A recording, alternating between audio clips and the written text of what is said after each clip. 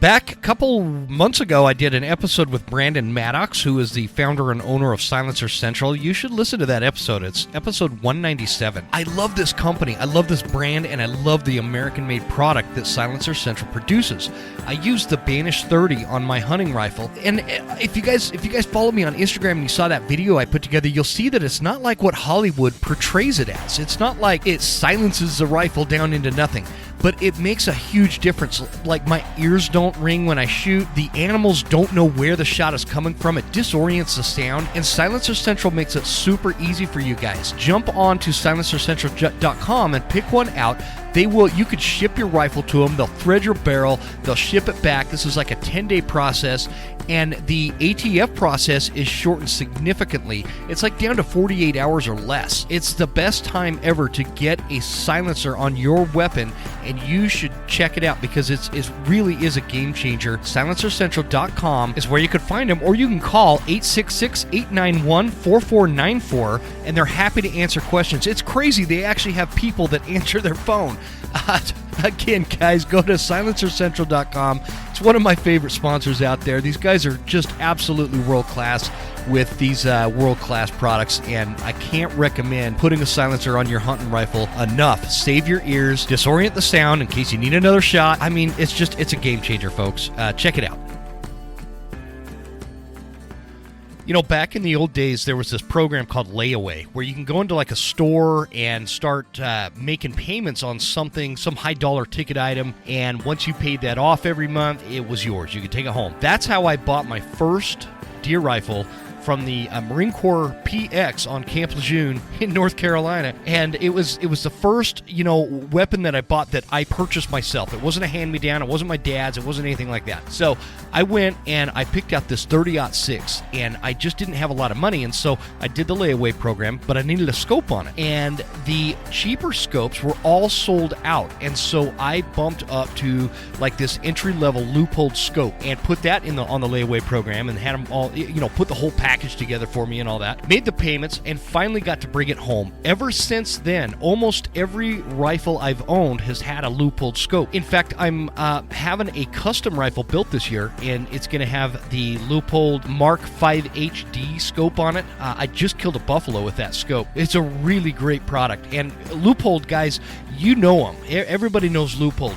They've been around since like 1907. They started as like a special instrument company or something like that. But these American-made products are fantastic. Whether you're looking for a spotter, binos, a rifle scope, accessories, tripods, bipods, all that kind of stuff. You can find it all at loophole.com. And I'd really appreciate if you supported this American company that has a great American story.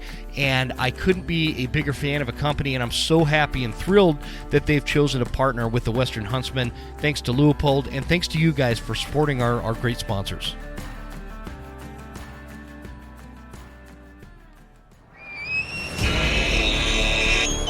Ladies and gentlemen, are you ready to make this elk season your best season yet? If you answered yes, my friends, you are in the right place. From the Western Huntsman podcast, brought to you by Phelps Game Calls, welcome to the School of September, the most comprehensive elk hunting series on the planet. We bring you the world's top archery elk experts to talk strategy, calling, and everything else to get you one step closer to some of your wildest dreams.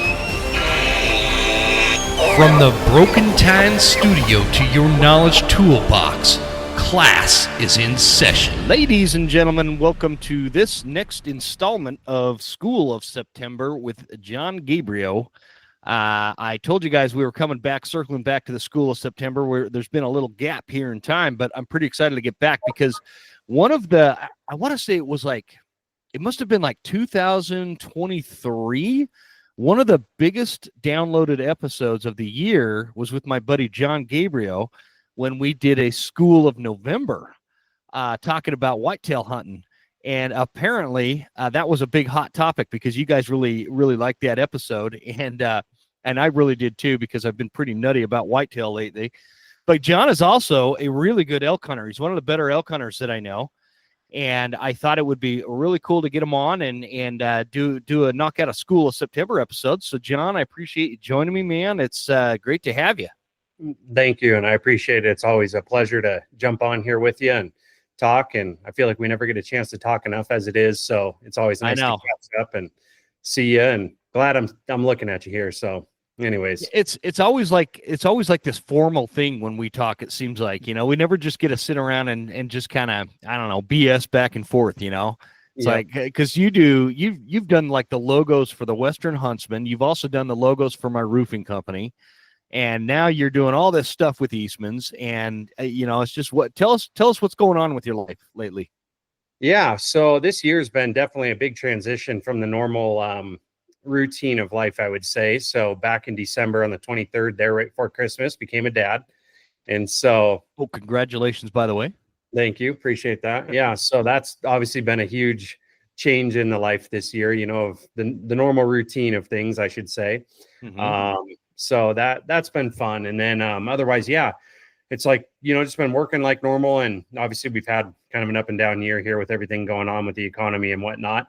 But I was fortunate enough to, get a chance to more than opportunity, to work with Eastman's on a larger scale. And I'd kind of been helping them out with their website and the, Scott with the elite memberships and whatnot over the last, handful of years here, and probably the last, I don't know, 3 years, 4 years. I don't know. It's been a little bit. And you've been working on that stuff for a long time, but now you're like really over this.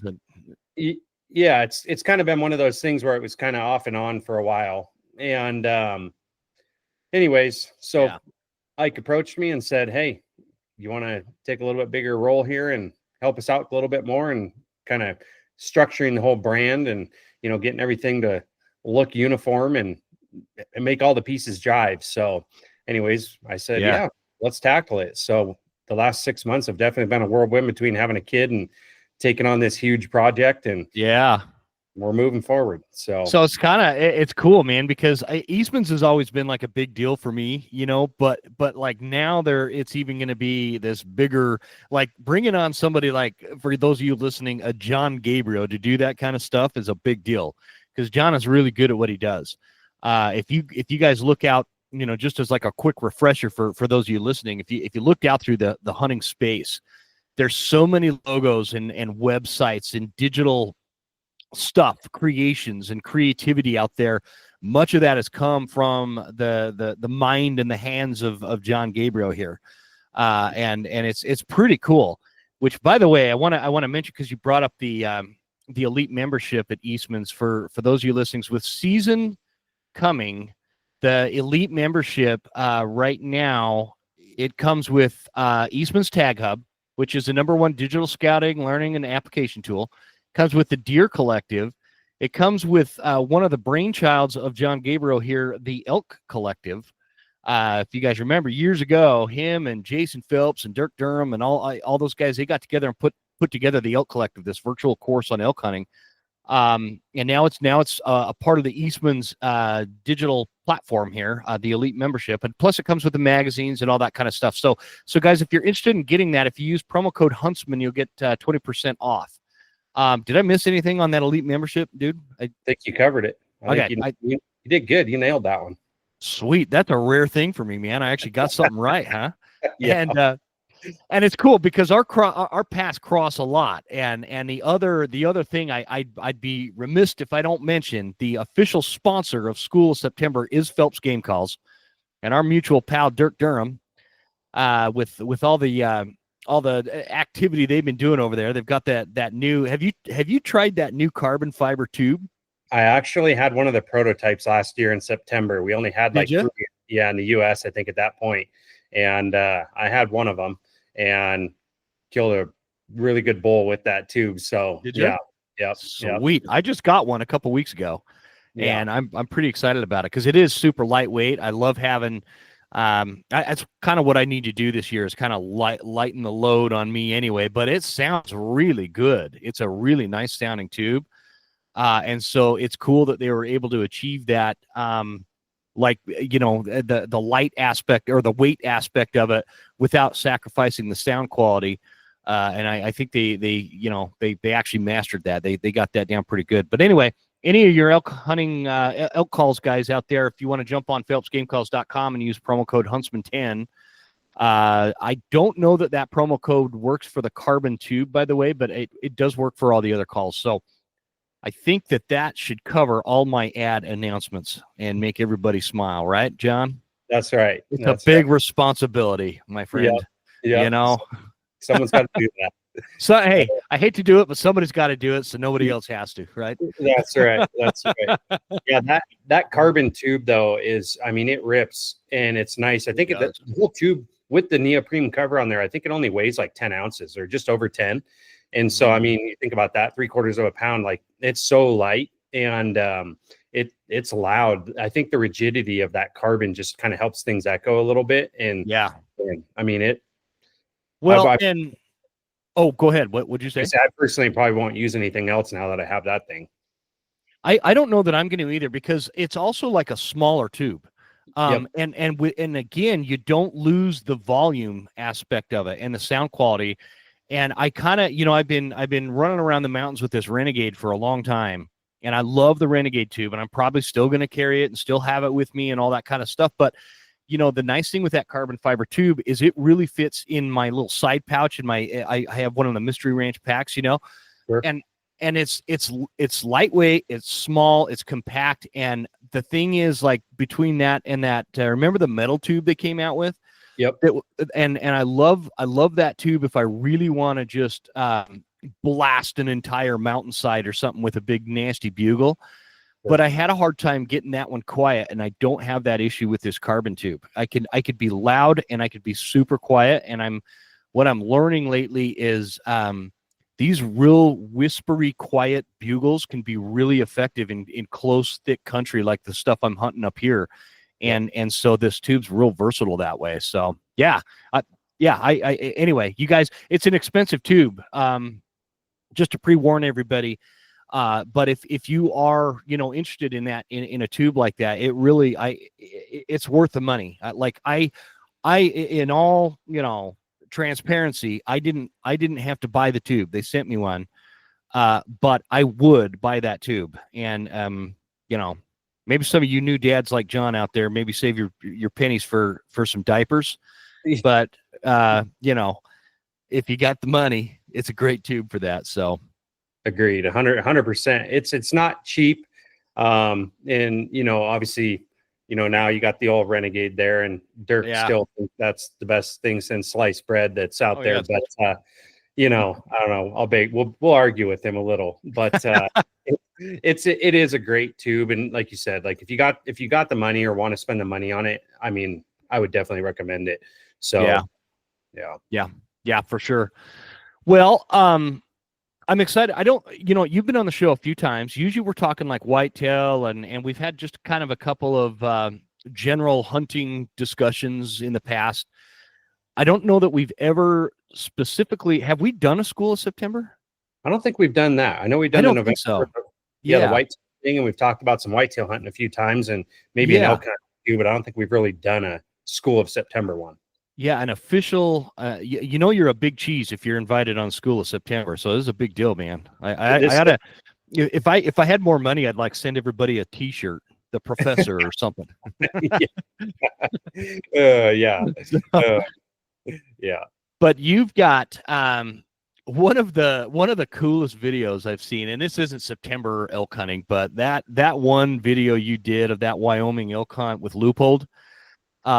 It's one of my favorite hunts to watch, just because of the way that came together in the country you were hunting in. And I mean, what a freaking bull, man. Holy cow. And the funny thing since then, I've killed two bigger, and so really? Yeah. And it just kind of was like, I look back at that, and it was that was like my first, I would say, like big bull, if you will. And then that next year with a bow here in Montana, I go shoot a bigger bull. And then this year I kill another. Well, this past September, I shot another one. And so it's just kind of ironic, like looking back at that, you know what I mean? Because it's like, you're like, man, I just want a chance to kill, hit 350 like that. It's like you just want to hit that number, and then yeah, it's like funny because then the next year I go out and do it with a bow, and then now I got another one with a bow, and so I don't know, but it's weird though, because I think looking back at that, and I think one thing that taught me on that hunt, it's like that was like my first like real like chance, I would say, where I drew a good tag. You know what I mean? It was like my first, like I had a quality tag in my pocket, and I was like, oh, I'm gonna hold out. I'm doing this. We're gonna do it. And like I'm gonna, if I eat my tag, I'm gonna eat my tag. But like I was kind of prepared for that mentally. And I think once I hit that, then it was kind of like, okay, now moving forward in the next few years, I'm gonna, I'm okay. Like if I eat my tag, and so it kind of started that of where I'm gonna hunt even harder and harder and harder, because it was like I had that mentality of like I want to try to outsmart a big old bull. And I think it was probably maybe a bad thing in a way, because it like lit a fire, to where now I'm like, just I mean, I've always like been the whitetail thing, like really ate me up, for a long time. But now I'm like, this elk thing is like, just like I wake up every day and I'm like, okay, we're going elk hunting. Like, what do I need to do? I'm learning, and every day, it's like I'm like, hey, what's interesting about how, like, hearing you describe that is the stuff that it takes to consistently kill big elk like that. I don't think can be taught. Like, you got to a point where you figured it out. And the same thing with these big whitetail. You and I can sit and have these conversations about, elk hunting and whitetail tactics, and, here's what we do, watch your wind, blah, blah, blah, and go back and forth on these conversations. And the cool part about it is these are endless conversations. Like I was, when I first started school of September, I was like, this was 5 years ago. And I was like, man, I hope I don't run out of things to talk about when it comes to elk hunting. That has yet to even come close to happening. And that's why I like doing it, because everybody has a little different approach. But like, what I've noticed is really keyed in hunters like you that get to a point where they figure out these little nuances that start working for them. It's like that cannot be taught through this theoretical process of, conversations, books, that kind of thing. It can only be learned in battle, if that makes sense. Like, and that sounds kind of cheesy, but it can only be learned in battle. And because guys like you go out, you get this big bull, and then all of a sudden you start doing it every year, and you're not, and then your wife kills this smoker buck or bull too. It's just cool watching that. Like for me, for elk, that hasn't happened for me yet. I'm still kind of like struggling. I've never killed a 350, man. I'd be happy just killing a 6-point at this point. You know what I mean? And so it's just cool watching this, and I love getting you on for stuff like this. But I want everybody listening that the true learning takes place on the mountain, and the commitment that like you put into elk hunting or whitetail hunting. Next, you're going to take over. No, you kind of already took over the whole mule deer world down in Utah. I remember that buck you got on that Wasatch tag. But hey, do you know anything about that giant buck that was killed on that Wasatch tag? That dude, something about it being illegal or something. You don't know? Okay, I like just heard a blip on that earlier yesterday somewhere, and so anyway, I'll ask. So I know somebody that knows something about it. Anyway, no, I haven't heard anything. Yeah, the rumor is this big, 200 plus class buck mule deer down on that Wasatch tag was actually illegally taken with a rifle instead of a bow, because that's all archery only in there. Right. And it was passed off as like an archery kill. So anyway, I don't know. I don't know enough to like say anything or say names or anything. I'm just curious if you knew something about it, because you live down there. So yeah. How's Helena? You still liking Helena, by the way?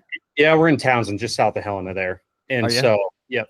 And so, yeah, I mean, it's nice, quiet, peaceful. We actually are kind of right at the base of the Elkhorn Mountains here, which is Unit 380, which is the famed, 380 unit that everyone in Montana wants to put in for and draw. And so I get to watch all those elk all winter, and, heck yeah, still some on the house or behind the house here, but, a lot of them peel back, once summer hits and they go back in deeper. But, Yeah. Except for the one that you tie off behind the barn and wait. Yeah, I would. It's funny, like sitting here watching with all these elk back here and, and thinking about how many people put in for these tags behind my house. It's like, I think this year, 10,000-ish people put in. There's 150 elk tags behind my house. And thinking about the odds of drawing that and how many people put in for, 20, 25 years here in Montana to draw that tag. And then it's like to sit here and watch those elk every day. And then during the winter, you'll see one or two, like, big bulls that make their way. And then it's just kind of like watching that and thinking, man, how many years it's going to take. And then it's just like, it's just a weird concept in my mind to think I'm not even going to go for it because I just, it's like, I don't want to, like, I want to kill elk and I want to, hunt and do my thing. But it's like to think about that special coveted tag. I'm like, there's no way I'm going to wait 25 years. If at this point, you're even ever going to get a chance to draw it. And it's kind of disheartening in a way because it's like to sit here and watch them all the time, and you're like, man, I'd love to have a chance to like hunt those elk one day, but I just can't bring to do it. But there is some good bulls back there, but. Oh man, I'm kind of with you, man. I know that unit that you're describing from the standpoint of I would love as a Montana resident, I would love to hunt at, but I'm not waiting 25 years because and I don't have that kind of long range mentality with some of these tags. I kind of have a long range game going in Wyoming, but I don't have that going. Like you could draw some really good tags every year as a resident here in Montana and not worry about that unit. Let everybody else fight over it. And if more people got that mentality, that actually tag might be reduced in terms of who can draw it. Sure. But everybody, people they get stuck in this mindset of, oh, the only way to kill a big bull is to draw that 380 unit tag, blah, blah, blah. And, or I'm kind of doing that in Wyoming. I can go to an over-the-counter unit in Wyoming and find a 350. Right. They're just harder. It's like anything. There's a saying. This dude, he's like this business consultant that I listen to a lot, and he's like, it's easy to do it. It's just easier not to. And that's kind of how it is. That's really kind of how it is. It's easy to become a good elk hunter, but it's easier not to, right? Yeah. And so, I totally got us off topic there, but I know what you're talking about. Yeah. But I know that other unit you've been hunting, and you and I as residents, we could hunt that every year, and it is a freaking good unit. Yeah. And I'd be going this year if I wasn't guiding the prime weeks of September. So I got roped into guiding those prime 2 weeks in September this year. So that's kind of what I'll be doing. Hey, that's exciting though. Honestly, I joke around with Kylie, and she always gives me a bad time about it too. She's like, man, you'd be really good at guiding, and I'm like, you would be. I just, but it's like one of those things, it's like, obviously I love killing elk, but I enjoy, and I kind of joke with her, but it's like, when I'm out hunting with her, I have so much fun watching her do her thing now. And obviously, we have the little one. It's going to be a while before she gets to that point to be able to hunt elk, but, it's like I look at that and I'm like, man, I don't need to guide. Like I get a chance to hunt with you and see you experience the things that I'd be doing if I was guiding. You know what I mean? It's like watching these people, learn how to elk hunt and do these things and put them in position and watch someone be successful and like the excitement. Heck, I get more excited watching her shoot something than I do. You know what I mean? And it's I'm the same way, man. And your daughter, by the way, it's going to be like that, and she's going to be hunting with you. It was like 10 minutes ago that I was changing diapers for my girls. Yeah. And last year they both killed deer while I was gone guiding. I don't even help them anymore. They're 14 and last year they were 13 and 15. Now they're 14 and 16. And my older daughter killed a great whitetail with her bow by herself. It's going to be in Eastman's Hunting Journals or the Bow Hunter magazine coming out. I think in September. So her article, she wrote the article and everything, but she killed a great bull. But dude, it was 10 minutes ago. She was a baby in like, when I think about it, I was just like holding her, and And you're right. That satisfaction is greater when it's like your wife or your daughter or something like that. I think the beauty of guiding is if you're open to it, like you really can learn a lot from other people and taking them out. And for me, I had this guy, his name's Tim, come out from North Carolina. He'd never seen these vast, wild Western public lands, giant Cabinet Mountain Range, and, just this country filled with grizzly bears and wolves and bighorns. And, he'd never seen that. So taking him up these roads that I just drive on every day. Right. And like, it's nothing for me to go behind my house and up to the top of the mountain and mess around spotting for bears or something. I do it all the time. But for him, I took him up there. I don't remember. Well, no, that's actually where he shot that elk. I mean, it's 10 minutes behind my house. And he acted like I just dropped him off in the middle of nowhere in Alaska. And his eyes are golf balls. And he's just like, this is why I came to Montana. And seeing that reaction. And he's a guy that, like, he's a great deer hunter from North Carolina, and he's a big time bear hunter out there. He's an older guy, and just this was his first time to Montana. And that was really satisfying for me to show people this, because you and I live in Montana.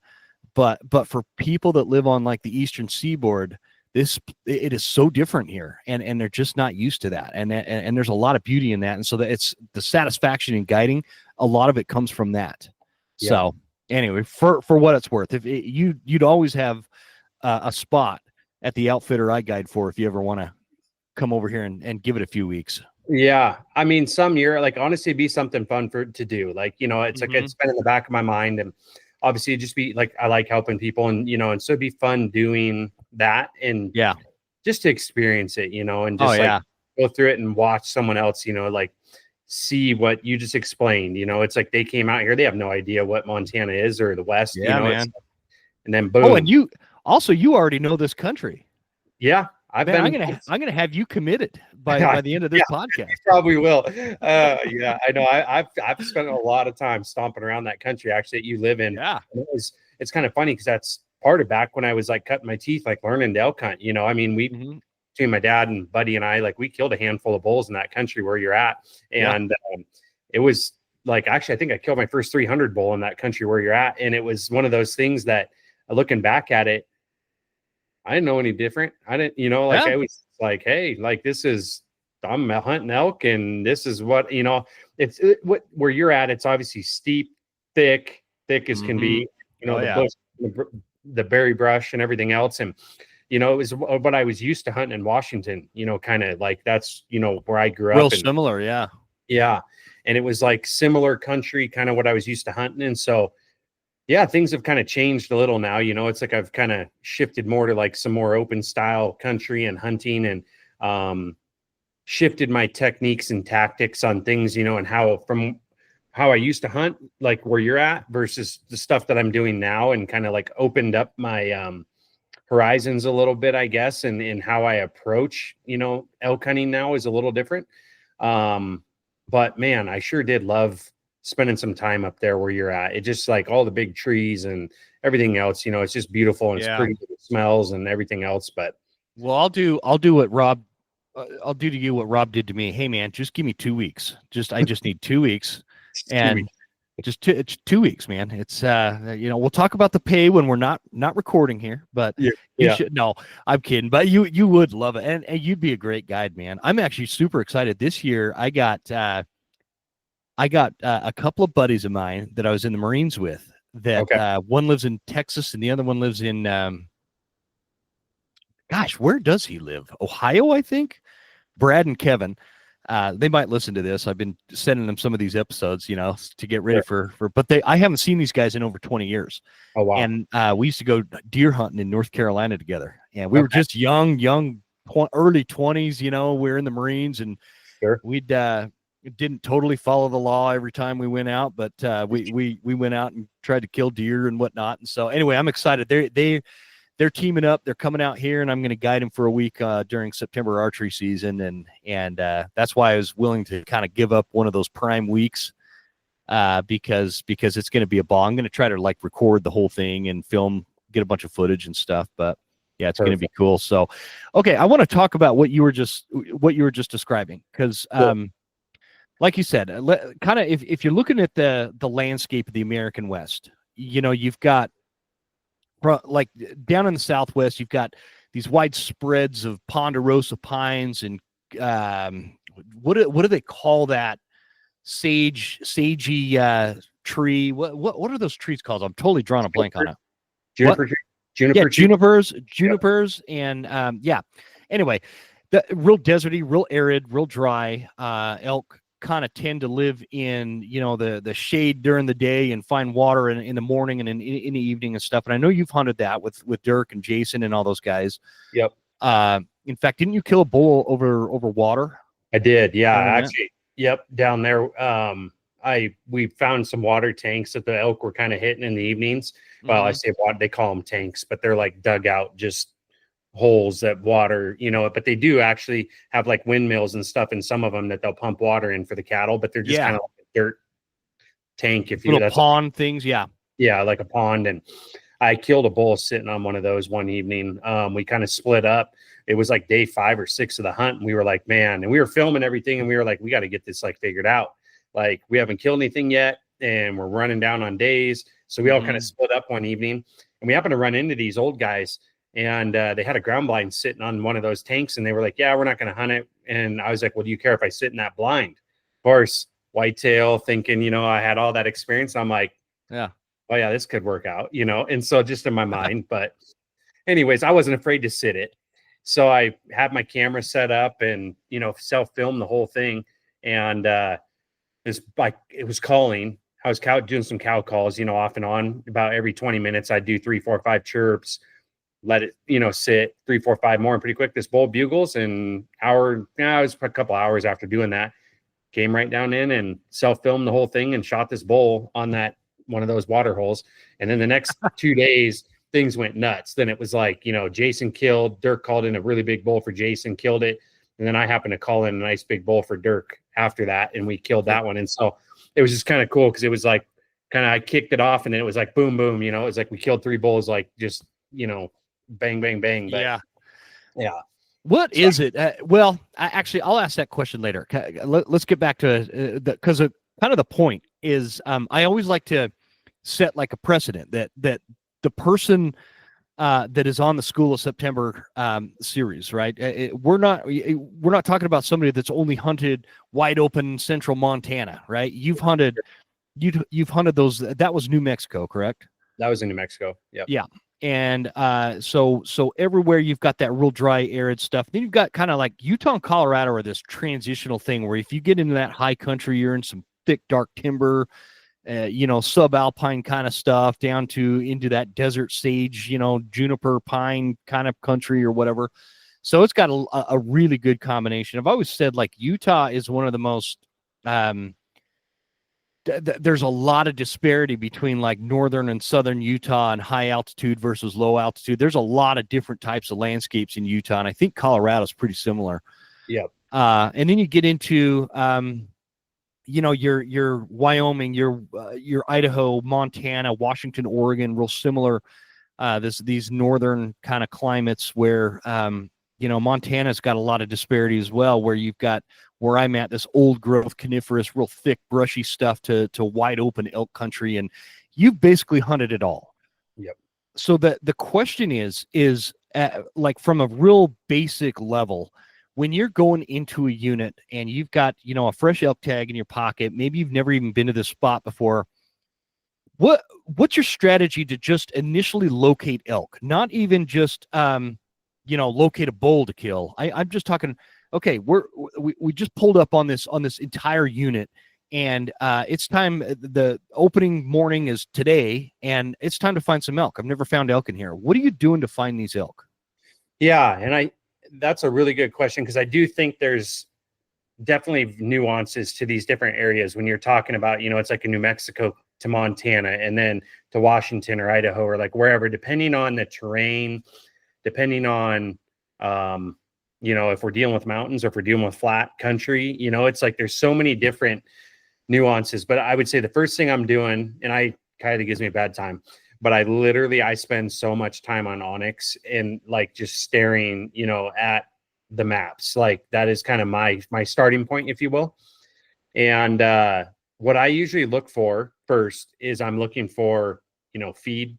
Like that's kind of a big thing for me is like, where would these elk feed? Is there tons of timber or? Can I ask you a super dumb question about that? Sure. When you're looking on Onyx and you say you're trying to identify like feed areas, what does that look like on Onyx to you? What is that really like? What are you looking for on Onyx? Yeah, so I guess that kind of depends if like are we in the mountains or are we like, if we're hunting, say eastern Montana. Yeah, where let's stick to mountains for this line. So what I usually look for would be like either some sort of south facing or a north facing slope if there is one that, meadows that, and you're looking down, at Onyx and you'll see like just thick green, or like which timber.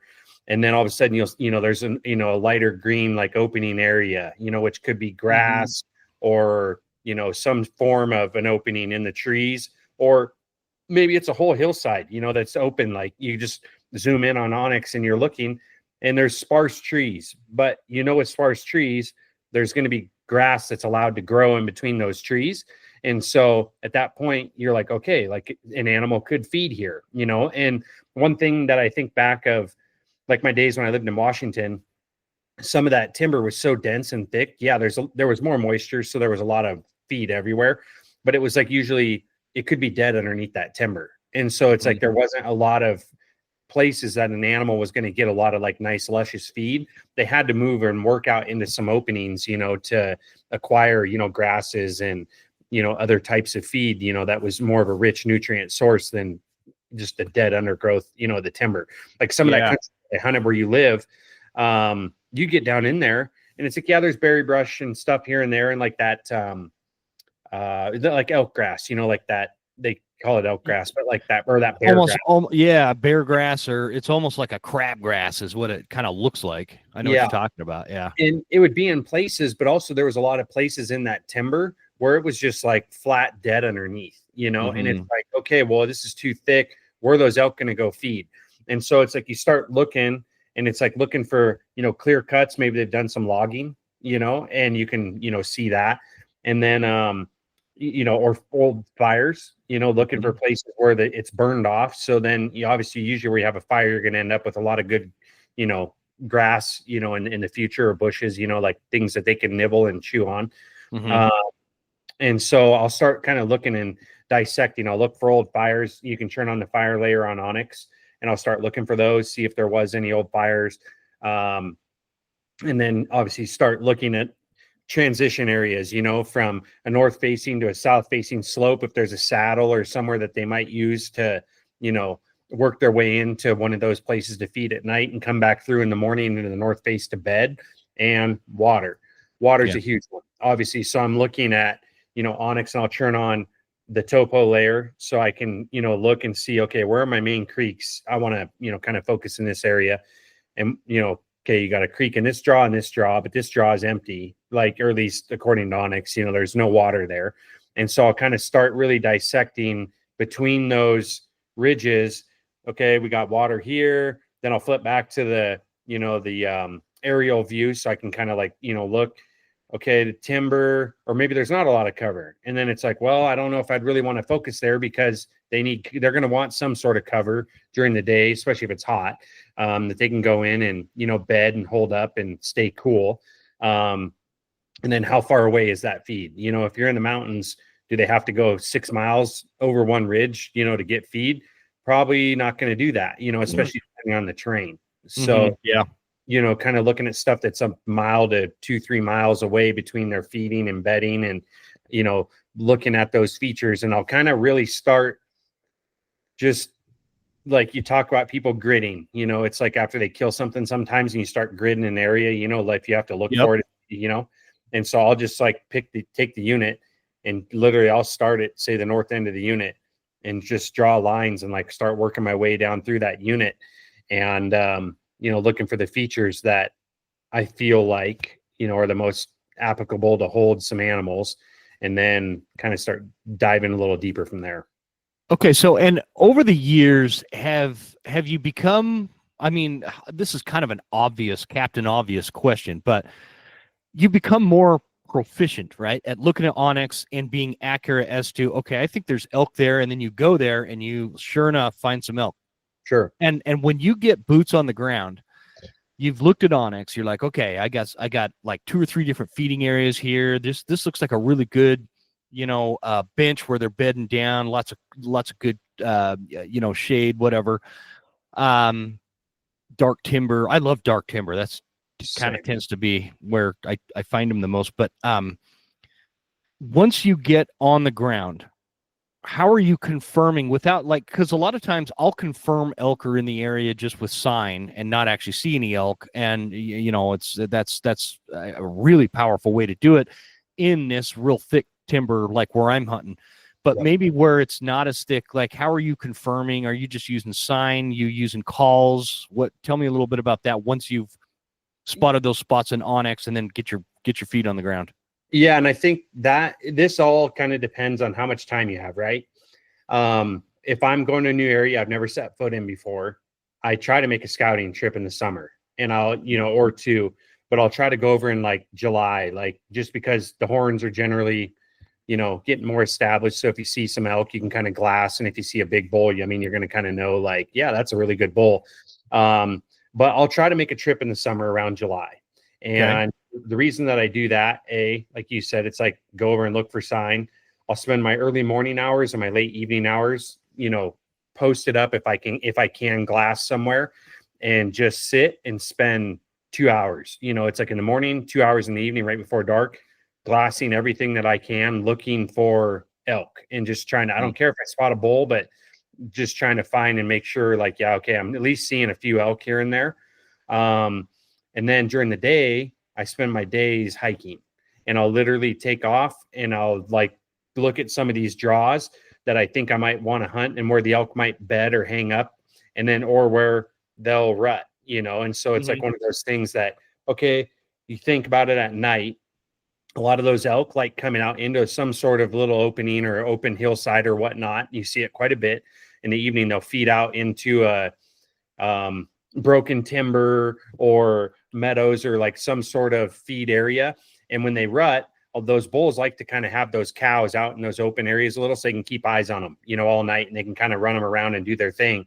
And that's kind of what I've found, at least. It's like they like to be in a spot where they can also watch for other bulls that might be coming in, and that way they can kind of protect the herd rather than being caught by surprise. And it's like, oh, hey, here's another bull that just came in, he's trying to take my cows, and so what I'll do is I'll go kind of hike those areas and look for rubs, maybe try to find. And one thing I like to do, this probably kind of comes back to my whitetail instincts a little bit, which sounds funny, but is look for like those travel corridors going down ridges to where they might hit a bench and flatten out to where those elk might come back in. Usually you'll find a game trail like running down them. And then, you'll find a benched area where, you'll start finding beds, sign, look for rubs in the timber. And then I'll go down, and I love walking creeks. The only problem is I like walking a creek where it starts like up in like the head of a draw, if I can find it, because you might find the source and find wallows, up on those hillsides. Oh yeah. And so that's kind of, I start looking for that. Like I'll actually be like, hey, there's water down here. Maybe you can hear it, right? Like you might hear the water running.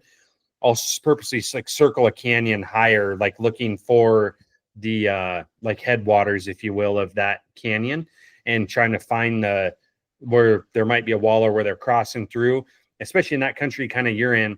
That alder, like that. Yeah, that tag alder crap that's nastier than crap, and you can't walk through it sometimes. Those stupid tag alders cost me many a elk, man. It's too thick. And the elk love it. They do. And that's the thing. So I'll literally like go in there in the thickest crap and just be like, okay, I'm going to go in until I find a freaking elk trail. And sometimes you're just like wading through that stuff, picking your way through it, and it's nasty. Yeah.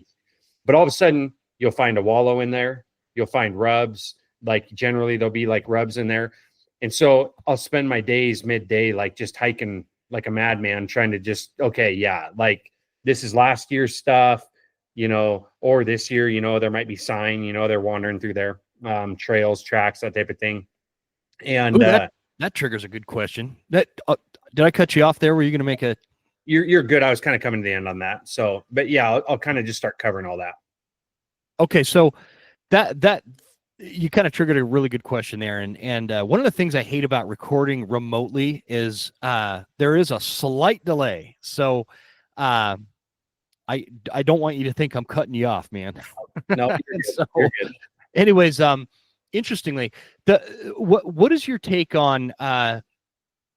Well, I'll tell you my opinion, and I want you to tell me if I'm wrong or if you kind of align with that opinion wise, and don't be afraid to tell me I'm wrong. But I feel like, and a lot of people say this, if there's older rubs in an area, there's going to be some fresh ones in there too, because they tend to rut in the same spots. And so a lot of people, I've had people tell me, well, I was trying to locate elk and I found one spot with some really old rubs, but nothing fresh. So I moved on. And it's like, okay, did you look on the ground? Are there tracks? Is there droppings? Is there, other things that you could be looking for? What did it smell like? Because there was, when I lived in Idaho, I had this spot that was just dynamite. I mean, it is just a dynamite area. And I'll tell you a little bit about this country, but because it's, you were talking about logging, and those areas that they're logging are fantastic for elk. And they create these little micro habitats of the areas, the dark timber they haven't logged yet, where the elk stay in, and the opened areas where they have logged, where they feed in, right? And so I had this dynamite area, and I swear there were rubs from like 20 years ago in there, just super old, right next to a brand new fresh rub. They're in there every single year rutting, and that's my opinion. What say you? Are they rutting in the same spot every year? Yeah, I mean, I think the mountain terrain, well, I say that. I've hunted a lot of different country, and I found elk from the mountains to the plains. Yes, they rut in the same stuff every year. Like, it's like I can go back to spots. I probably haven't even, hunted, well, your country in a handful of years, and I'd probably walk in and boom, it's like I'd find those elk. Yeah. They, to me, the one thing that I will say on that is I do know that there's certain times a year that you might see some of these rubs and you walk in there the first week of September and you're like, man, no fresh rubs. There's not anything in here. I'm out. And it's like, well, hold on. Those rubs are there for a reason. Is it a transitional zone that they're rutting somewhere higher? They're rutting over the next ridge, to start the season. And then by the third, fourth week of September, when it gets hot and heavy, they roll in there because maybe it's a little more secluded. Yep. From somewhere else. They get bumped in there from their easier, rutting areas where they, start to rut or gather the cows or whatever they're doing. And then they end up dumping in these canyons, and that's where they do their main hardcore, like, rut. Or maybe it's an early October thing too. It's like there's different areas and phases of the rut. And that's one thing I've really picked up on over the last like 4 or 5 years is the elk. I'm like, man, they're not here. Where are they? Like, I'm like, they were here. There's sign. They were here last year. And then it's like, all of a sudden it's like 2 weeks go by in the season, boom, they show up and they're there, And yeah, man. So I feel like some people get impatient with that and they're like, oh, well, I'm not seeing any sign and I'm, this and that. And it's like, well, where are they? Because I guarantee they're around there. It's like they might not be there yet. And so I'm like, look at the tracks. Is there a fresh track in the area? Is there any, droppings, anything else that are around to indicate like there's an elk or two moving through here, or maybe they are here, but they're just not hot and heavy in that area yet. Pay attention to that. Yeah. Absolutely, man. I'm so glad you brought that up because there's this fine line. Our buddy Dirk gave me this great line like 4 or 5 years ago on one of these school Septembers. He said, fall in love with finding elk. Don't fall in love with an area. And so there's a fine line to go back to, like, if you are September 5th for example, on this spot where there's a bunch of rubs and stuff, but on September 5th, there's no fresh sign. There's no elk crap on the ground. There's no wallows or tracks or anything going on in there. There's no bulls responding, because I don't care what anybody says, elk can be super chatty week one. And so if you're not getting responses, they're just not there yet. But there's a lot of old sign from years past. So give it a week and come back. But again, that fine line is, don't spend all of September there. If you go in there, check it once or twice a week, and you're not seeing anything at all. It's like, don't, because and the reason I say that is because I had this one spot where, and this was like years ago when I didn't know anything, dude. I would take a ground blind and I'd go sit in some thick timber and I'd make elk sounds with like a hoochie mama or something. Yeah. And this is years ago. And one time I had a bull elk come running out in front of me and run off into the brush. And I was so excited. And so I hunted this same spot year after year for like 4 or 5 years, never seeing another elk in there, never seeing sign in there. I had it in my mind that because one time I saw a bull, that was a good spot. And it wasn't. It was just this total thing, accident that happened, a rarity to have a bull elk right there. Right. And so, I think that is really an indicator of a proficient hunter, is when they can determine, okay, this is an area worth coming back to versus this, we're wasting our time here, because there's a lot of country out there, John, that like looks like great elk country, and you'll never see elk in there, but it looks like great country. And so I think just being able to identify that sign, but having that know-how and that wisdom that comes from years of experience to say, okay, it is September 5th. There's nothing here now, but I'll bet you if I came back on September 12th, because of all these previous rubs from the last 10 years, they're going to start moving back in here. They're going to be here. I'd like to welcome Mystery Ranch as a sponsor to the Western Huntsman. This is a great product. Specifically, we're going to talk about the Mysterium line. Those packs include the Sawtooth 45, the Sawtooth 65, the Beartooth 85, and the Marshall 105, depending on, what you're doing with the pack. If you from day pack to backcountry, plenty of space. I like what they wrote on the website. Between the disciplines of calculated preparation and in-the-moment focus, an intangible alchemy exists. We call it Mysterium. It is our most ambitious, tech-rich line of Mystery Ranch hunting packs, constructed for the most methodical hunters. I'd agree with that. It's a great pack, guys. I really like the ventilation system. When you put it on, it's nice and tight, but you're still breathing a little bit less of that buildup between the pack and your back when you're sweating and out there packing through the mountains and whatnot. It's a super functional pack, very comfortable, very good at carrying loads. I've been using it all spring between bear and just like I do a lot of rucking to keep in shape, and it has done a phenomenal job. I've got a lot of top-of-the-line packs out there, and I've always kind of geeked out with packs, but I really do like the weight distribution and the way that it allows you multiple options as to where you're going to either carry a water bladder or one of those Contigo containers or whatever you're going to use. Really impressed. I love the ease of how everything functions on it, too. You don't need to watch a bunch of videos to figure out how to undo everything to pack a bunch of meat out.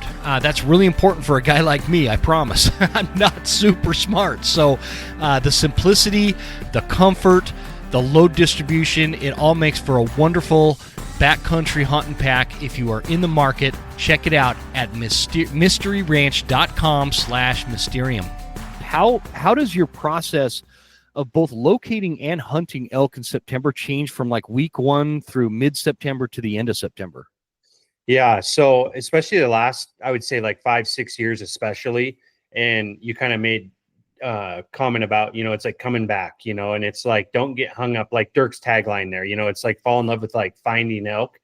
Mm-hmm. And he's made that comment to me too. And it's so true. One thing I would say over the last 10 years, probably with hunting like Phelps and Dirk and whatnot. And after we've kind of, spent a lot of time together and talking, and then you kind of talk about things clicking and you're like, mm-hmm. Oh yeah. One thing I do, I don't care if it's elk, deer, it doesn't matter. Bears, whatever we're doing. Elephants. Well, if we had them here, but yeah, I mean those two. Yeah. So but yeah, it's kind of one of those things that I never get hung up on a spot anymore. I used to. That country that you're in, there's one draw that I used to go and hunt, and I would literally spend 9-10 days pounding that same canyon because I'm like, oh, I know they're here. Not realizing at the time that they weren't yet. You know, it was like, and so then we go back late in September, early October, boom. You know, it was like, they are. Yeah, bulls bugling all over down. Excuse me, bulls bugling all over down those canyons.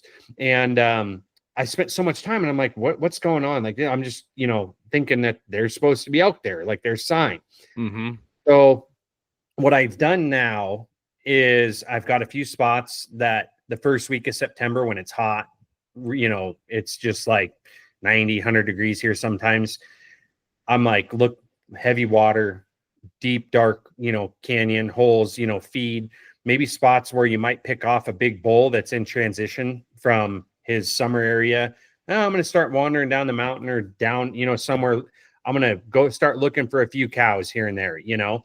And so I've got these zones kind of where I might hunt the transition to where I know that they're going to end up in the end of September. And I think a lot of that too, it's like now that if you hunt the same areas over and over, you kind of know where, when it gets hot and heavy, where they're going to be.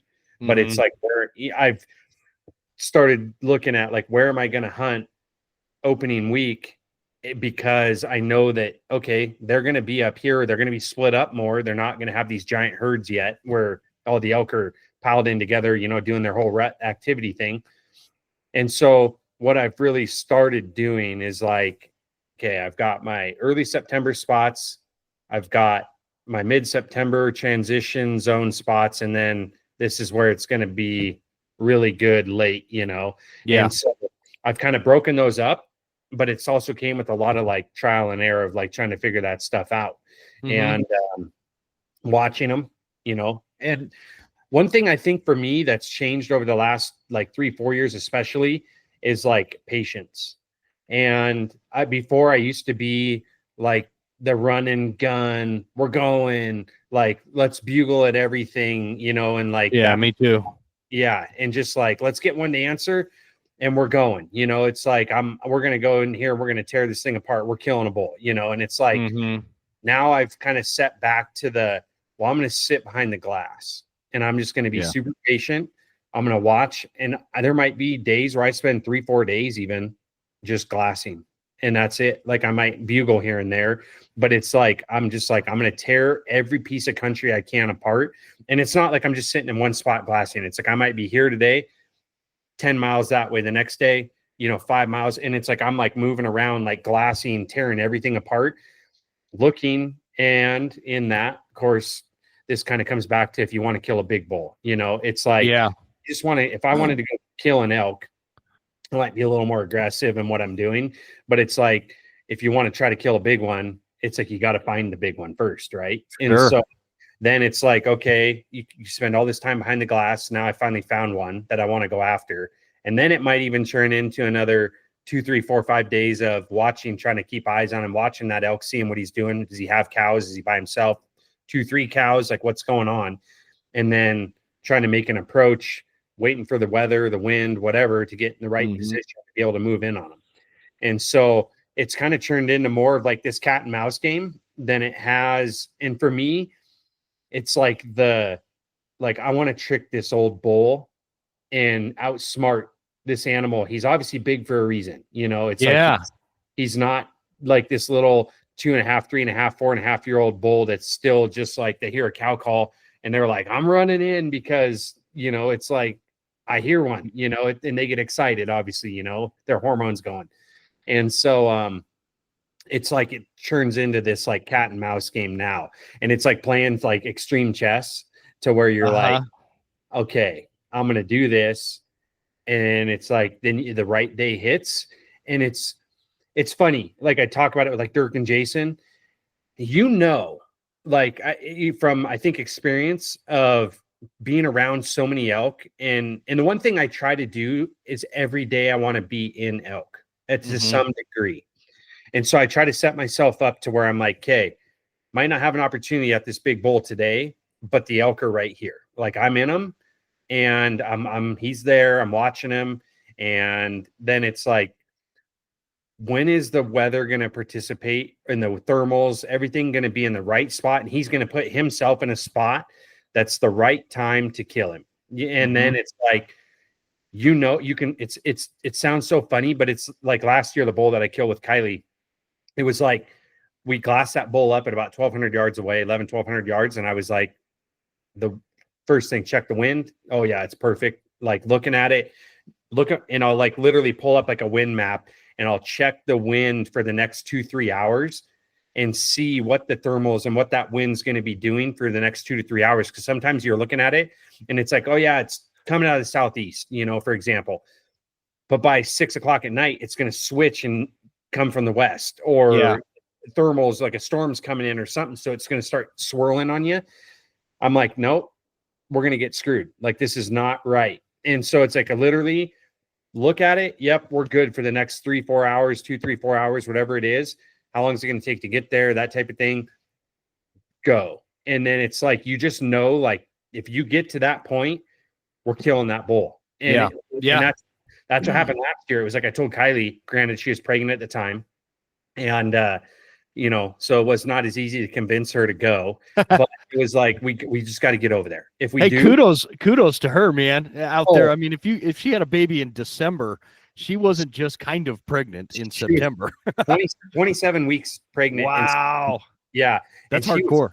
She spent 9 full days out there hunting, and like literally just like, I give her credit. She never complained, did it every day. And granted, we took it easier than normal, but she did it. And it was like, awesome. Yeah, I'm like just so happy that she was able to make it through that, and so, but that bull in particular, I was like, we're killing that elk. Like, this is it.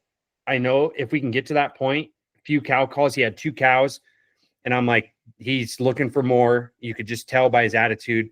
And I bugled at him a few times, and he would just cut me off hot. And I was like, okay, like, this bull is instant. Like, you knew. And so we walked right over there, and it was just within minutes of a couple cow calls set up. He starts pushing his cows right at us, and it, like, they walk right in our lap, and it was just like, dead elk. And so I think it's kind of one of those things. If you do it enough and you've had enough of those call-ins, what the bull's temperature is, like, is he, sometimes you get those bulls where you're calling at them and they're just shy, and it's like, they'll respond, but they don't sound very aggressive. And they're kind of more like, hey, I'm here, but I don't want to play your game. Like, I want to protect my cows. And I'm kind of like, this is what we're doing.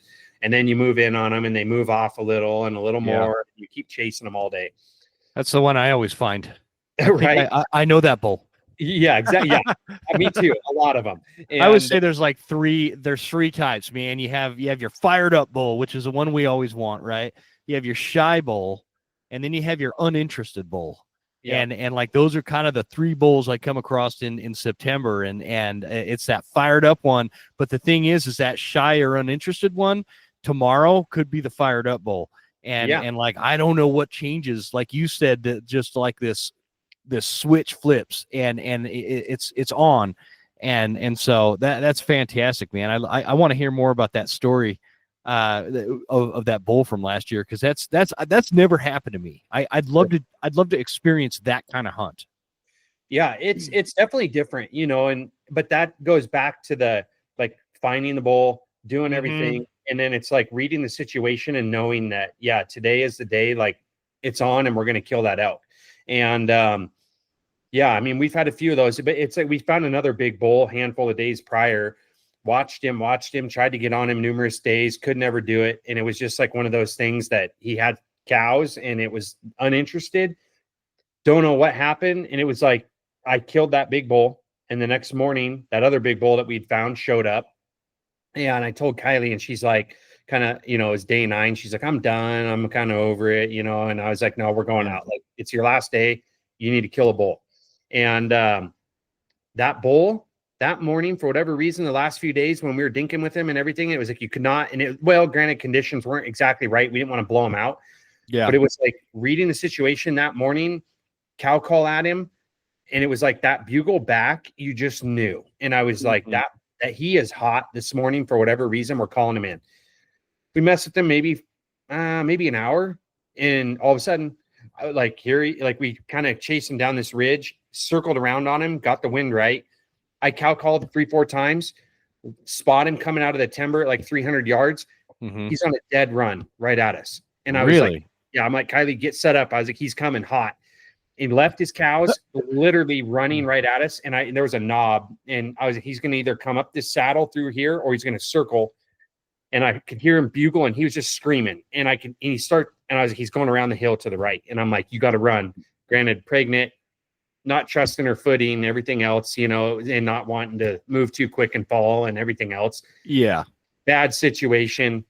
Bull comes around the hill, hits like right. She's just sneaking around instead of getting to this tree where I told her to get to.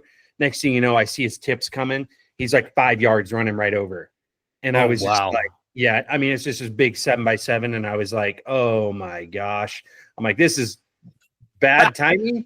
But again, back to the situation, it was one of those, the right time. We waited enough days, got him hot, tall, and the thing's just running right into your lap. You know what I mean? And it's just kind of, everything was right except the situation with Kylie, and it was unlucky. But it's one of those things where knowing, it's like I feel like enough elk encounters, you just know, like, this is it. We just got to play this right and do it. Yeah.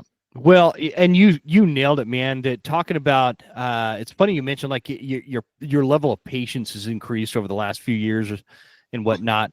Mine has too, man. And I actually attribute a lot of it to this newer passion. I mean, it's not even that new now. It used to be new, but I've been pretty obsessed with whitetail hunting now for like going on a decade, I guess. So it's really not new. Sure.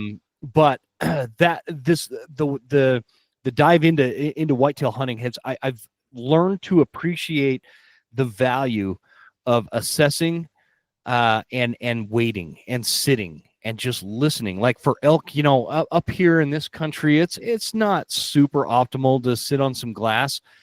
But I tell you what is optimal is to find some really good fresh elk sign and just sit down and not make a sound. Just sit there and listen. You're going to hear a stick break. You're going to hear a cow call 100 yards below you. You're going to, all these things can just start materializing, where before I would have just blown through that country, bugling off of this ridge and bugling off of that ridge and just covering more country and going and man, it's made a big difference for me. I've just found, I also, here's another thing I'd love to get your take on it. I underestimated how many bulls come in quiet. These curious bulls. Like I wonder back, and I still wonder, like even last season, how many came in that I didn't even notice. But like back in the day when I would just be super aggressive and bugling my head off all the way, up and down the ridges and whatnot. Like how many times did I call in a bull and I just never even knew it was there? Because so often they come in so quiet. What do you do in that situation? Yeah, I'm with you. It really makes me wonder, like over the years, granted, it's back to one of those, like you don't know what you don't know, Exactly. Yeah, man. And I wonder like how many times I called in elk, and maybe in the morning you'd hear a bull pipe off down in the canyon and you're like, we're going after it. And you dive down in there and you get all the way down in there and you're like, hey, he's got to be close. And you're chirping away, maybe bugling, don't hear a thing. Yeah. And you're like, where'd they go? Like what happened? And then you get impatient and you like take off, like, well, we're going to cover this canyon. We're going over to the next ridge, boom, you blow them all out of there, and it's like they were there, or all of a sudden you turn around, there's a rag 5 standing there staring at you at 30 yards. You didn't even know, Yeah. Yeah. And it happens to me all the time, man. Yeah, it does. Now. And it's right. But it's like one of those things, like, I think the patience, if I would have had, I mean, I always had it with the whitetail thing, but elk, it was like in my mind, like I got to cover ground. I got to go. I got to just like beat the hillside to death trying to find them, not realizing that I could sit there, patience, and probably do some cow calls, wait an hour, be really, looking around everywhere, and then progress forward. Okay. Yep. Oh yeah, there's an elk standing right there, and it's just like you I feel like you get impatient and think that, oh, they're not talking, there's no elk around. There's so many times those elk will come in quiet. I mean, last year I called a bull in for Kylie. I was sitting up on the ridge watching. She was below me, and I see this 5-point coming across. She has no idea it's there, and I'm watching him, and I'm chirping away, and she's, looking at me just kind of like, well, should we get up and move? And I'm, sitting back there with my hand on my neck, like, don't move, like, don't, like, stop. Yeah. And she's like kind of trying to figure out what I'm doing, and I'm like trying to point, and all of a sudden this like bull just like wanders up through the timber, like right in front of her, and it's like, but it was one of those, had I not spotted it and seen him coming, she had no idea that bull was there. And so it's like one of those things. There's a great example, patience, because she got impatient, was like, let's move, and I'm like, no, yeah, they're coming. It's a great point, because I think that costs a lot of hunters notch tags every year, because those videos that came out a couple years ago, well, like 5-6 years ago, the Born and Raised guys. Yep. Remember that their day-by-day series they did, yep. And they were like every day they're just covering country, bugling, and that's not a bad strategy. You will kill elk that way. Yep. And they even said, we're doing it this way because we are looking for that certain experience with a fired up bull and all that kind of stuff. But the reality is not all of us can hunt for 30 days straight and don't have that kind of time. So we need to use that time a little bit more wise. And that patience, like what you were talking about, what I've learned, especially the last few years, is elk are way more curious about other elk than I initially thought. They really are a very social animal that wants to know what other elk are on the mountain. And that is the case whether it's March or September. They're social year round, but obviously with the rut, that's going to enhance their level of curiosity and their social ability. Is that a word? Social, man, these big words. I don't know. That sound like it could be a word. We're making it a word. We're going to make it a word. All these big words. It's giving me fibromyalgia. I swear. Yeah. Anyway, so, but by slowing down and picking the country apart, and what I do is I find a real dark timber spot, and I'll even get under some alder brush and just kind of make myself a little bit hidden, so that as I am kind of turning my head left and right and looking and using my ears and all my senses as much as I can, I'm not being spotted by an elk that's coming in quiet. And so many times they come in just silent and a lot of the times all I'm doing is visually seeing that elk. I don't have a shot, maybe it's in some brush or whatever, but at least I know that elk is coming in, and it happens way more than I ever thought it did. And there's got to be a way, the whole point of these conversations, John, is like, I want people to be out there this September and think back and be like, okay, John said this about like how slowing down, and maybe that's shortening that learning curve, shortening that, kind of like the whole purpose when you guys started the Elk Collective, all these different voices of experience and wisdom. And that's kind of what the purpose of this show is from a podcast standpoint. And so if there's a key takeaway, well, I hope there's a lot of key takeaways out of this episode, but one of them is like, you don't have to run and gun. You can slow down, listen, use your nose. If you smell elk, there's elk around. Like, that's not some anomaly. Like, there is literally elk around if you smell them. And if you just sit there and make super quiet little elk sounds and little cow sounds, make a couple of mews. I'm getting so excited I can't talk straight. Man, you'd be surprised what'll happen. They'll come out of the wood, and it's amazing how loud these animals can be, and yet how utterly quiet they can be and silent they could be when they want to be. They don't want the threat of another bull. They want to come in quiet and see that guy first. Yep. What say you? Yeah. One thing too, when you talk about the calling, we're talking about kind of the patience and diversification and different ways that people hunt. I'm a diaphragm guy. And it's like, I personally use the Smith signature from Phelps, which is Charlie's Purple Call, because it's the heaviest latex. Oh, that's right. I remember you used that one. Yeah. Yep. The reason that I do is because when you get one broken in, I can bugle really loud if I need to locate or do my thing. But that call, when you kind of get it broken in, and not everyone can use it, but it's like that the cow calls are so rich and nasally that it just sounds like so just I mean, like an elk, you know, I mean, it's like a lot of diaphragms do, but you'll get those, you can do like those estrus whines with it and other things like with that diaphragm and like really get that nice nasally rich sound at the end with that diaphragm. But the one thing, a lot of people, I feel like they try to use diaphragms and they're like, man, I don't sound that good and this and that. Over the last few years, I've had opportunity to be in some giant herds of elk, you know, 200 head at a time.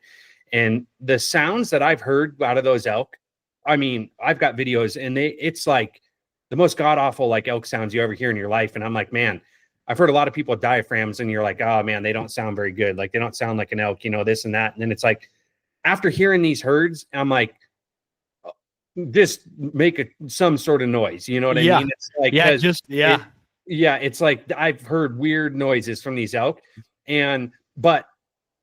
thinking of that, the one thing that most people can use is an external cow call and like one of those bite and blow style calls. So I always personally carry one in the like an external call is changing up my frequency between my muse is because it sounds different.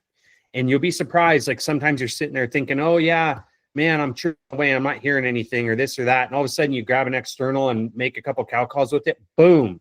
It's like you'll get a bull to respond, or maybe he's curious enough and comes wandering in because the tone changed. So it's like in being patient, I'll go through like maybe numerous calls. It's not like I'm just sitting there with one. And sometimes I'll even put the purple away and grab Phelps's pink signature call or Dirk's Maverick, or maybe even the orange amp, you know, like something super light, and do different noises because it keeps things fresh. You know, it's like the elk. I love this. Yeah.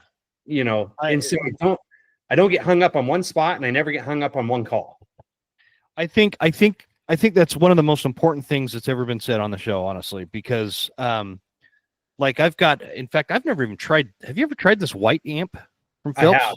I have. Have you? Yep. I've never tried it. I just got it. And I've got this easy sucker here, but so you made a really good point, and I want a lot of the new listeners, or I'm sorry, new elk hunters out there, probably a new listener if you're a new elk hunter too. But the importance of that point is, first of all, when you get to a certain point as an elk caller, this is all going to be like second nature, right? And you're going to have your favorite calls. Like when you're Gabriel level, he's got that purple call. You could go out and kill elk with just that call, you know. But there is some magic that happens if you have a little bit of variety, and like that external read, you could really get some volume out of that. And for some reason, I could be having one of these diaphragms in my mouth making cow sounds, and I'm getting no response. But then I'll pick up that external, and all of a sudden the bull will like that, and he will respond to that, or vice versa. And so it's good to have that diversity of calls. And the other point that I think is really important I get a lot of messages about, hey, I can't use a mouth reed. I can't use a diaphragm. It doesn't work in my mouth. And I know that is true for some people, but I think that to some of you guys that have said that to me, maybe you need to give it more than just like one shot, because the thing is when you have a diaphragm and you're effective with it, you could be loud, you can be quiet, and your hands free. And the quiet is the key, because I don't have I have a hoochie mama sitting right here, dude. Yep. I forgot it was here. I had it here for when I recorded with Dirk to mess with him. So anyway, I've got that. But the point to that is, like, with your external read, it's really hard to make super quiet elk sounds. Yeah. And you know what? I'll just try it on this amp. I've never tried this, so you can't Gabriel, do not judge me. No judgment. It's true though. And that's what's funny is there's so many times when I will cow call or calf call, and I'm like literally trying to whisper in my mind. I'm like, whisper to that elk, and I literally think that. And that could be replicating a cow or a bull. A bull will do this. I've literally had bulls do this real well. Again, let me see how this thing works in my mouth first. I've never given up. Is that coming through the mic? Can you hear it? You didn't hear it? It's Not quiet. coming through? No. Oh yeah. It's See, this kinda thing just is like, wind. this. Like, I don't know why it does that, man. Yeah. I think it's this microphone. could be the frequency because it hits so high. Yeah. Anyway, the point is you can literally if you're up. Where were we going with this? Now I'm thrown off that wasn't picking up the sounds.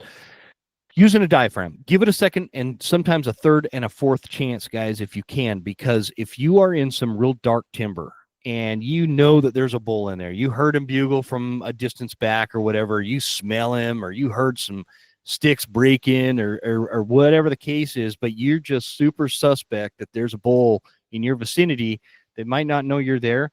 You just do those little cow whisper sounds, and that could be translated from that elk as either a cow or a bull. Have you ever heard bulls do that where they do these little mews like Yep.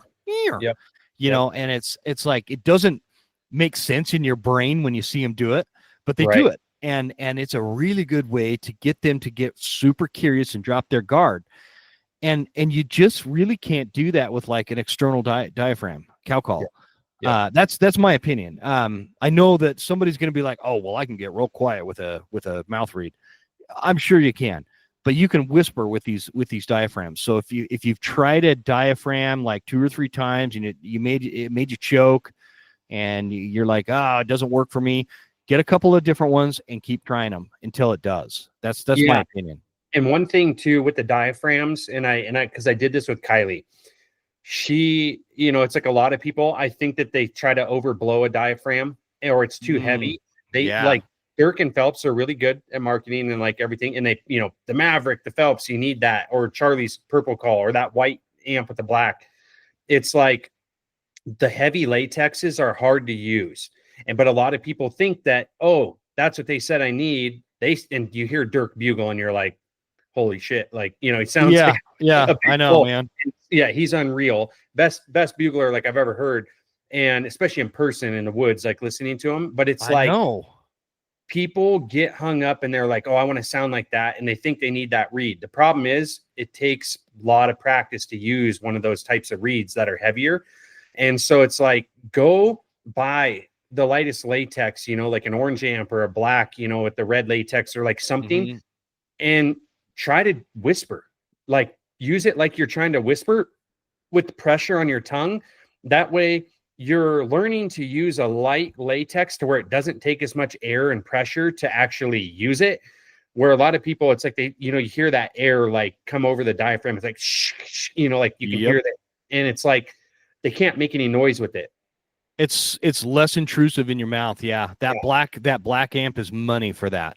It is. Try different things, because it's like, just because you were like, yeah, I want that reed because Dirk uses or Phelps uses or whatever, throw that out the window. Go buy different latexes and like the thicknesses and try them, because you might find one that works for you. Guess what? Once you figure out how to master that one, then move to the next one so you can get louder and louder and louder. And like, you'll figure that out. That's a good point. Because you're right. Like Dirk and Jason, they make a big deal out of these. You remember they had the little war a couple years ago, Pink versus Maverick. Those are not beginner reads. Those really are. They're not beginner reads. Like you need to, and you still have time, those of you listening, to, if you've never had a reed in your mouth, it is June 20th right now as we're recording this. You could still go get a black amp today. Go, most sporting goods stores, have these in stock, or jump on phelpsgamecalls.com or whatever.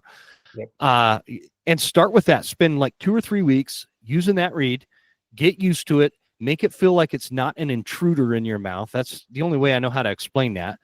And yes, I do want to clarify, there are some people that are never going to be able to use a mouth diaphragm. Yes. I just think that most people that think that have just not tried the right reed yet. And so, try that. And then once you can make basic cow, elk, and some basic, locator type bugles with that, then bump into some of those bigger or more, how would you put that? Advanced reeds, experience type reeds, that's my opinion. I don't know. What anything to add to that? No, I think that's really good advice. Like start like, don't just get discouraged because you bought one and you can't make any noise or you think you sound horrible. Go buy a different one, try it, learn, it's like experiment. Yeah. It's like, you'll get there. And I agree. Some people just are never going to use, a reed. The other thing too, is like Phelps, they came out with those mini amps, and it's like, so try one of those, pick one of those up. It's like, if you have a smaller palate or a mouth or like whatever. My daughters use those. Yeah. So Kylie does too. And she sounds amazing. And it's like, but we had to start her with the orange one because it was so light. She was trying to use the blue and it's a little heavier. And it's like, nope, I'm kicking you back down, and it's like till she figured it out. And then, but it's like one of those things, just mess around. Like, so many people, I think they get discouraged, and heck, I know my dad does even sometimes too. And, it's like, let's step back for a second, like go try one of these other ones, and so, I think diversification is huge. It's like, I think so too. And I always carry a bunch of different reeds in my little call pouch with me, because I'm like, okay, man, this morning's a little slow. We're not getting much.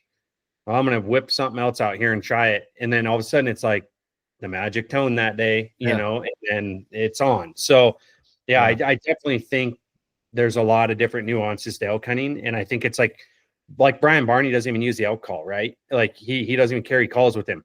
And it's like, me, I'm like, I love to call.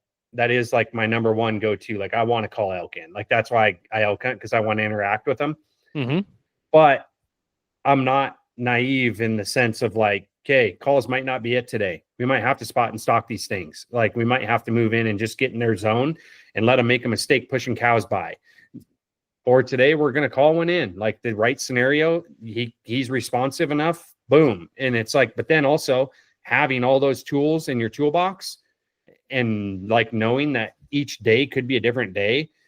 It's like, throw everything at them, and it's like, actually, and then the covering ground, it's like, I go until I find animals, and then it's like, then we're hunting. So that's what's so fun about elk hunting, man, is like, you could go to one spot on Tuesday and there's elk sign everywhere, but they are not talking. And so you just got to kind of, go with the flow, go find a trail, sit on it, and go find a wallow, sit on it, go, there's a million things you could do. But then you go in there on Wednesday and you sneeze and the whole drainage lights up bugles, and so that's the beauty of it. And that's kind of what I want to ask you next. I know, are you okay on time? Yeah. One question I have for you, because we talked about how you locate areas that you're suspicious elk are in, on onX, and then you go put boots on the ground and you confirm, okay, the definitely elky in here, and I found maybe a wallow and there's a bunch of fresh sign. At that point, what do you do? What you've located the elk, for sure that there are elk close by. What do you do at that point? Yeah, I mean, can we see them? Or are we just literally just going off of like the sign and like knowing that there's elk around? Well, let's ask. I want to ask this in both ways, because let's kind of speak to this thicker country, because there's a lot of guys that listen to this, guys and gals that listen to this in that thick Oregon coast or Washington coast kind of stuff, or where I'm hunting, or North Idaho and dark timber in central Montana, whatever. Yep. Let's speak to that first, and then I'd love to get your take on a more open country. Yeah. So we know there's elk around, there's sign, rubs, everything else. One thing that I'll do is literally sit out there at night and I'll listen. Hopefully it's not windy or raining where you can't hear them, but you'll hear more activity, I feel like, in the evenings, right at dark, or heck, maybe an hour or two after dark. And there's been nights where I'll literally like go to bed and wake up at like 1 or 2 in the morning, and maybe it's driving down a logging road or whatever, and just start bugling canyons and listen for them at night, because you'll literally pick them off, and like they're more apt to, seem to make some noise in the evening. And then I'm like, okay, yeah, there's elk down there. And then so next day it's like, let's go to bed. Let's wake up at day, hour before daylight, whatever we need to do to get to wherever we're going, and make a play on them that way. Cause like, at least now you've located them, that they're talking, but maybe, daylight comes and they're quiet, but you knew that they were there a few hours ago. And so it's like, let's work our way down in the timber. And then it's the, back to the patience game, spot and stalk, quiet, maneuvering along through the timber, looking for signs, step at a time, cow call here and there, try to pick them up, and make them make a mistake, to give themselves up so you can get a play on them. Obviously, you're watching the win the whole time. So that would be kind of my play, is like, if I know their sign, I know they're around, let's make a play on them. And then, but I do feel like that nighttime, if you're just trying to, maybe you haven't found elk, and it's like, let's start driving freaking roads in the evening at dark and just bugling off every corner we can and trying to, locate some. Yeah. So I love that. I need to do more of that. I've done it, but I need to do more of that, especially when I'm struggling finding elk. What is that? What does Dan Staten say? You can sleep in October. Yeah. So just get up in the middle of the night and go bugle. I love that mentality. Yeah. And he's not wrong. So okay, cool. And that's what I would do there. And then if you're talking open country, it's like, obviously, I mean, I'm gonna just start sitting behind the glass and like watching until I can find some, and just literally patience. Is when you're talking about sitting behind the glass on something like that, are you're locating areas on Onyx where your suspicious elk might be based on feed, shelter, water, the three needs or whatever? Yep. And then are you just, I guess, again, I'm super rookie at that. I don't hunt areas where you just sit and watch on the glass because it's too thick. Yeah. But you finding a perfect perch, most optimal. Look for the highest knob, highest hillside, something you can really climb up and get an advantage. And just where you can see the most country you can see, and just pull out your food and make it comfy and sit there in glass. And I was doing that last year, actually, one day, and I hadn't seen much all morning, and I was like, man, this kind of sucks. And I was actually texting Kylie, just checking in on her, seeing how she was doing. And this before she was with me. And I was sitting there, and it was like 10:30, 10:45 maybe. And, typical total time where you think you're not going to see anything, like they've all bedded down. And I'm like, just sitting there, well, I'm eating a snack. I'm going to kind of take a little nap here for a bit, and just happen to throw my binos up and like do one more scan. And out walks this just huge herd bull. And I was like, wow, holy crap. Like, what the heck? You know what I mean? It's like late morning. Here he is. No cows, no bugles, no nothing, feeding all by himself. And I started just watching him. Then it was like, okay, like figure out how to make a play on him. And got my spot and scope out, phone scoping him, like video, and like watching him, and get a bunch of video of him. And I'm like, okay, I'm going to move in closer and like try. And then I start moving in, cow call, keep my vantage. And he's just milling around, goes back in the trees. And then it was like, okay, popped out again. It was like, boom, cow call. Next thing you know, licking his lips on a dead run, like right down towards me. And I'm like, oh, I'm killing this thing. Screwed up. And I got busted by the wind at the last minute. But it was like one of the things that, just total. Yeah. I never would have seen that elk had I not just decided to sit there. It was just like, but that's kind of what I'll do, is just sit where I can like watch a ton of country and just pick it apart all day. And I might doze off for 30 minutes here and there, but it's like, just I try to stay awake and just watch it and just sit and watch and watch and watch. So yeah. And pretty quick you'll find something. It's funny. I wanted to go back just real quick on the point that you made about, the folks that think you need to make this perfect cow sound, and how raggedy, raunchy, and terrible the real cow sounds could be. A few years back, we were talking about that tag alder.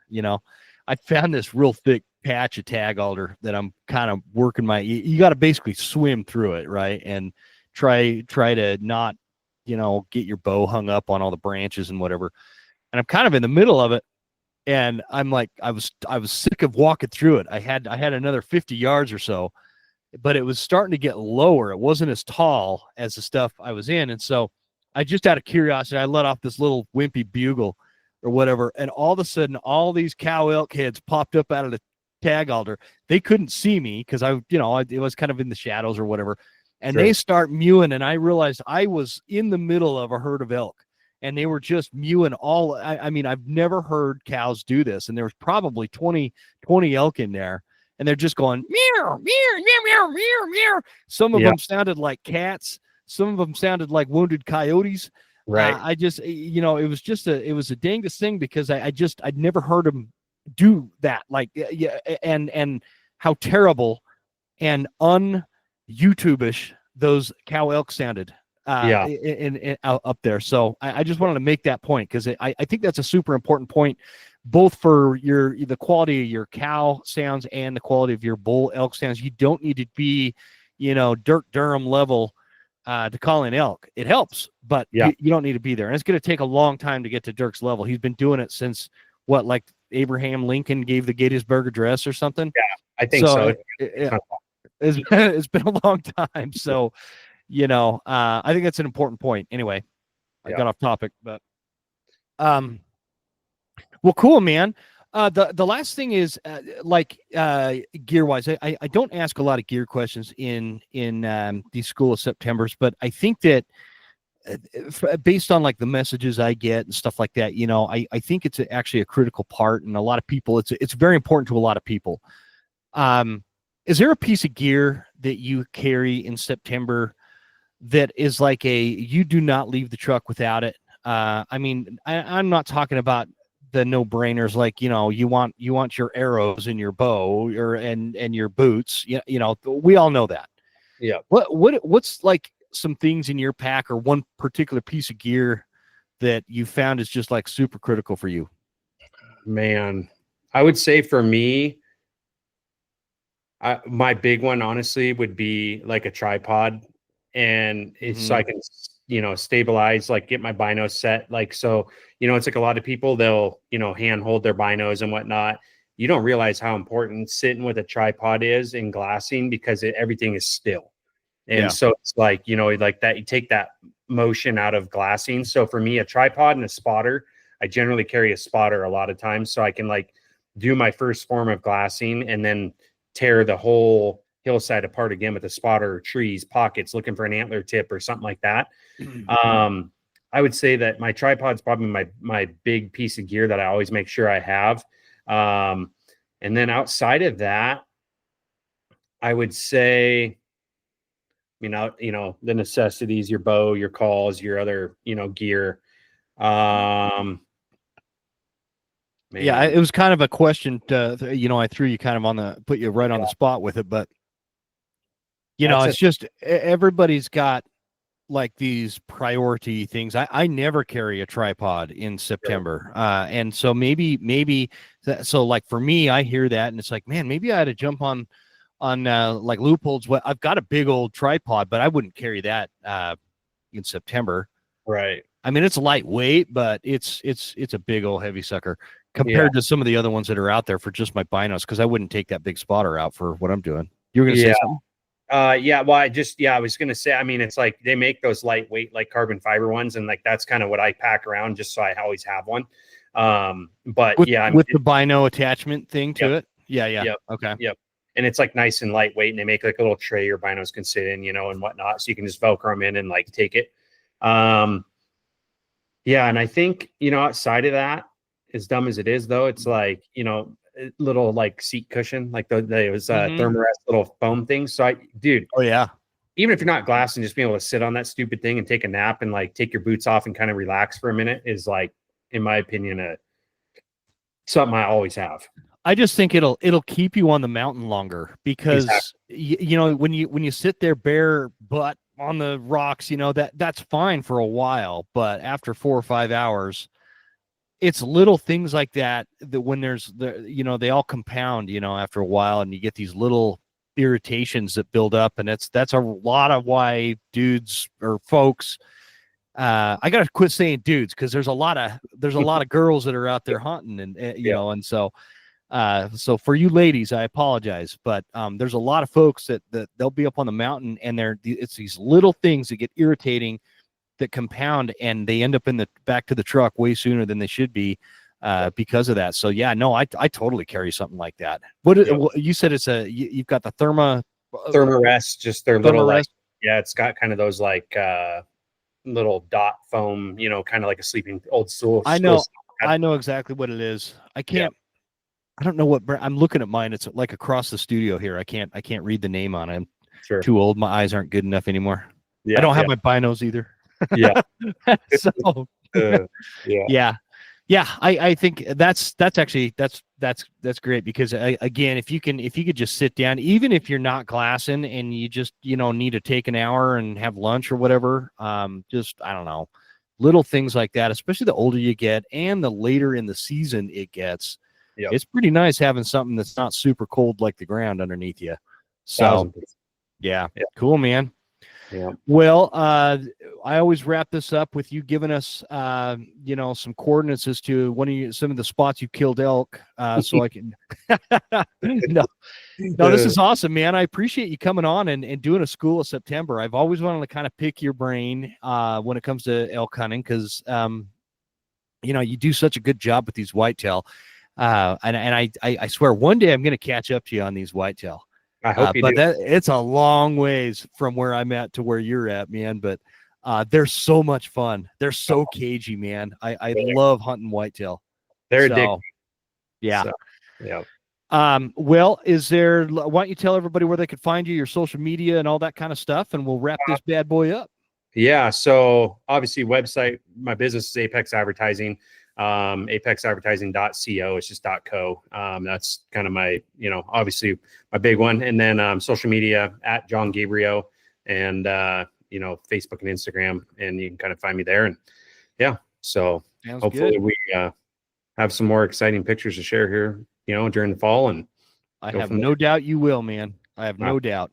And we're gonna have the little one with us this fall, so it's gonna be a little tougher. But Kylie really wants to pack her around with us, and she wants to kill an elk and have Hadley in tow. So we're gonna do our best. Interesting little story, man. When my wife was like 9-10 months old, her uncle took her up on the mountain in one of those. This is old school stuff, but like the old car seat kind of carriages or whatever back in like the early 80s, whatever. Not to date my wife, but actually she's older than me by 4 months, so I can throw that out there. I can advertise that. But anyway, so she's like 8 or 9 months old, way up on the mountain. It's October, mule deer hunting, and she for some reason he was responsible for her that day, and because they had like the family cabin and they had all go up there during hunting season.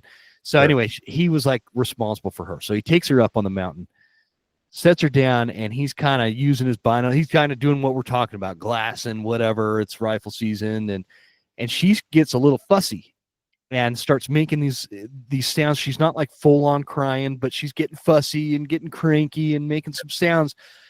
Big old 5x5 mule deer hears this, gets super curious as to what the heck that sound was, and marches within 30 yards of her uncle, who takes his old school 30-06 and drops that thing right where it stood.